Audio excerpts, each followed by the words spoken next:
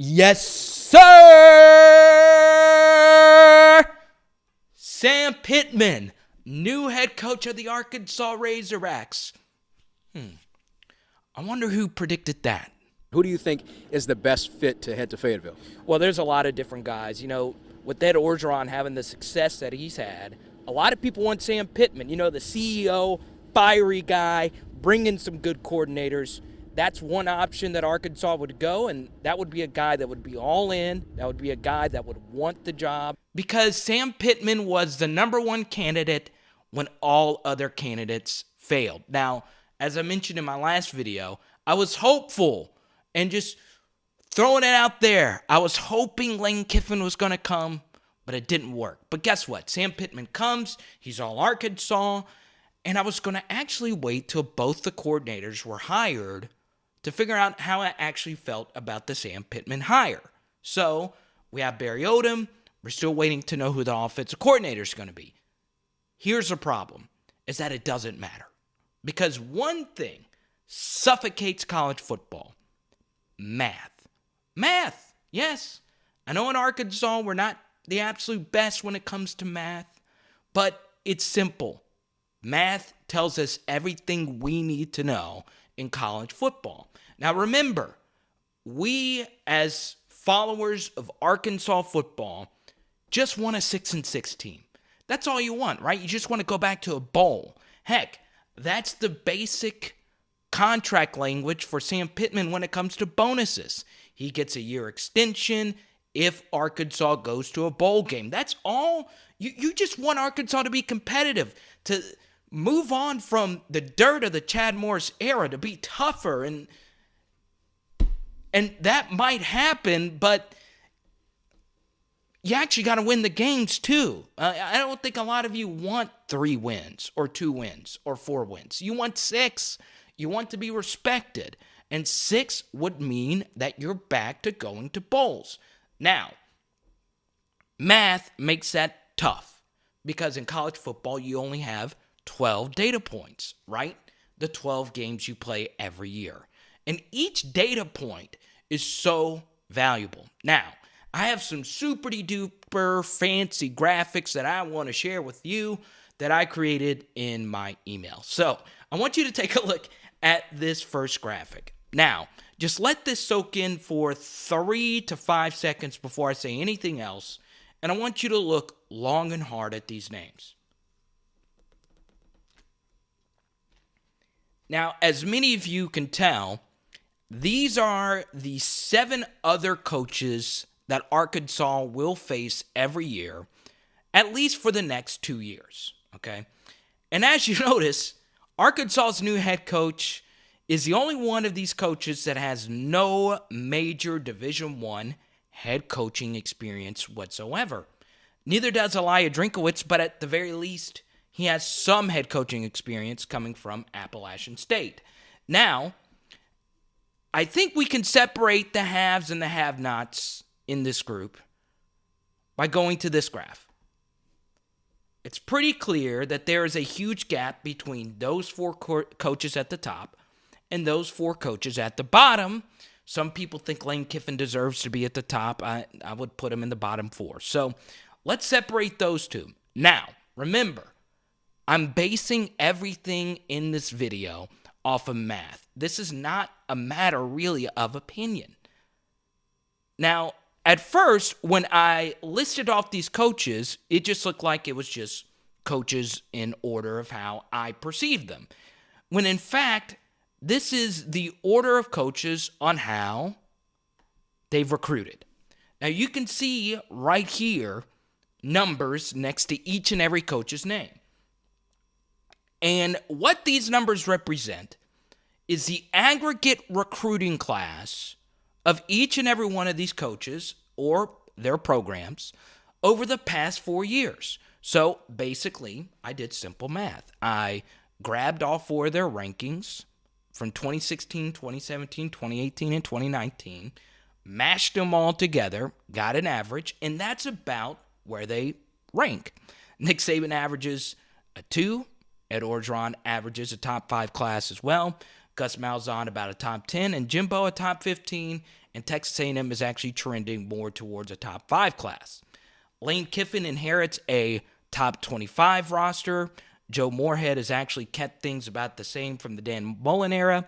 And as you can tell, the only program that Arkansas plays every year that they significantly recruit better than is one from the SEC East. That is Eli Drinkowitz and Missouri. Now, recruiting basically stays the same. It doesn't really change unless a coach of Nick Saban's caliber happens, or you have the success that Dabo Swinney has at Clemson. You basically stay around a 30. This is about what Bobby Petrino recruited, all the way to about where actually Chad Morris recruited slightly better than that. So, remember, there are 12 data points on each and every schedule. This only represents 7 of the 9 Power 5 teams Arkansas will play. So, let's go one step further. This is the 2020 schedule with the other 2 Power 5 teams Arkansas will play and their coaches' names. And as you can tell, we had Brian Kelly of Notre Dame hop in. Arkansas travels to Notre Dame. Do you think Arkansas is going to beat a top 15 roster on the road? What about Tennessee and Jeremy Pruitt?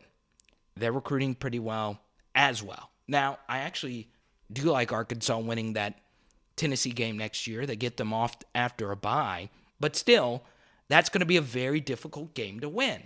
So, let's just go through it really quickly. Do you think Arkansas is beating Nick Saban, Ed Orgeron, or Auburn next year? No.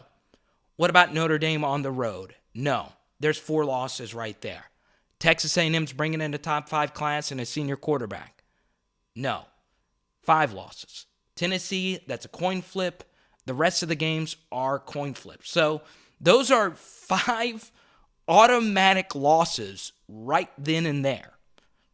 Now, you have coin flip games against Ole Miss, Mississippi State, Missouri, and Tennessee.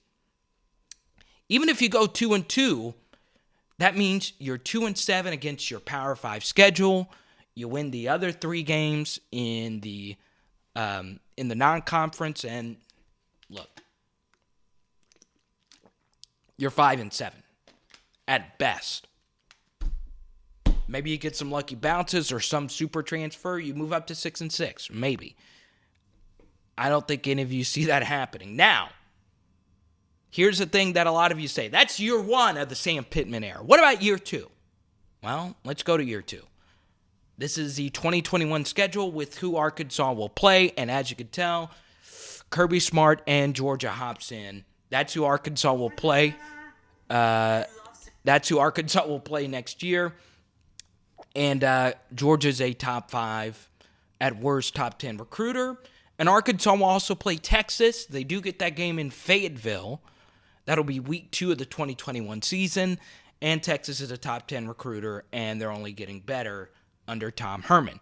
Yes, Texas is mediocre now, but they won't be in 2 years under Tom Herman. They'll be at least a top 25 team at minimum. So, you look at that schedule, maybe 7 or 8 automatic losses. That's if you beat all the other cupcakes that are currently on your schedule, and you still got to get an offensive coordinator that fits what you want to do, and you got to recruit even better than what you are. In fact, Arkansas right now is outside the top 100. Maybe a few things happen. The early signing period's happening now, and maybe Arkansas finishes 75, 80. That would be a disastrous class. Chad Morris actually recruited pretty well in Arkansas, but he was a horrible actual in-game coach. I know these graphs aren't fancy, but here's what I want to do on the show. And people that have been watching the show have been some of you are vitriolic towards me. That's fine. I'm here to give you a different opinion than the cookie-cutter stuff that you're going to get pretty much everywhere else in Arkansas media. I'm telling you like it is. The gap between Arkansas and pretty much every other SEC school with where they are now in recruiting, as far as the SEC West schools are concerned, it's a problem. It's a huge problem. And yes, you can coach them up. And yes, 6 wins is certainly attainable, but I don't see it happening.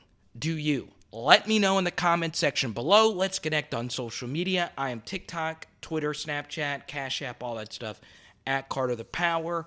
Let me know what you think of this video, and let me know who you think the offensive coordinator is going to be, okay? It's Power Hour Hogs. Yes, sir! I love the guy. I love the energy, and I hope it works. But there's this thing called math.